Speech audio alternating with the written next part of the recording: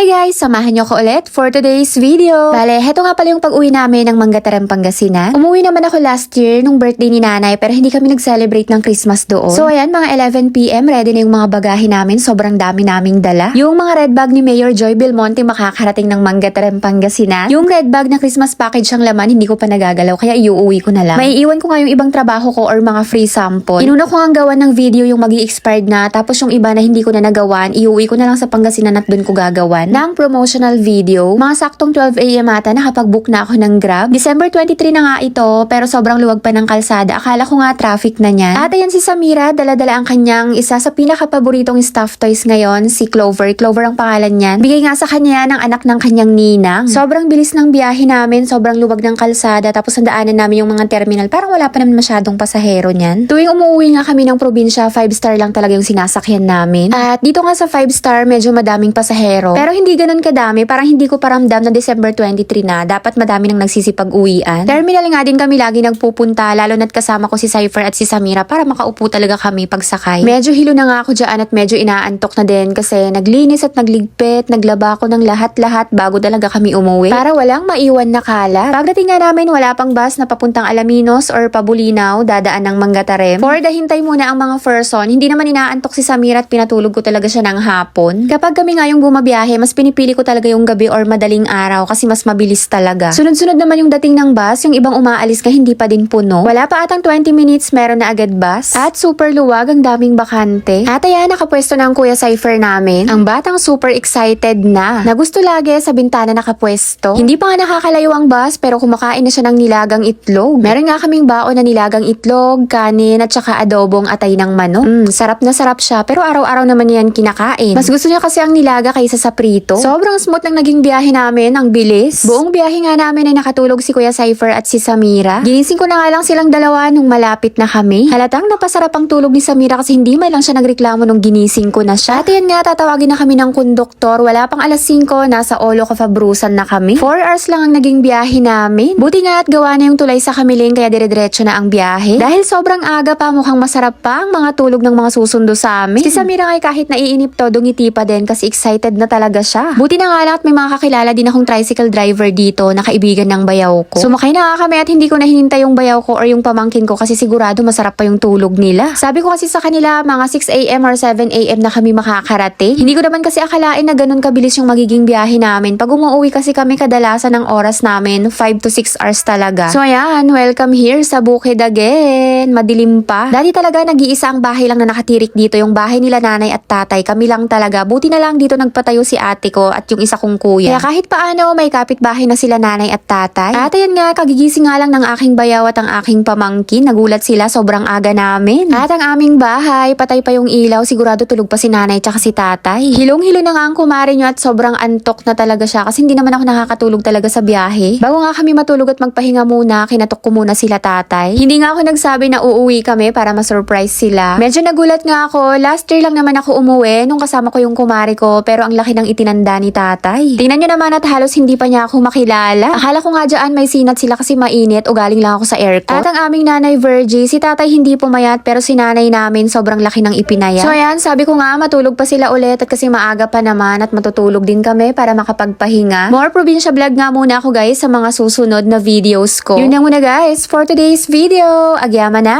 Bye!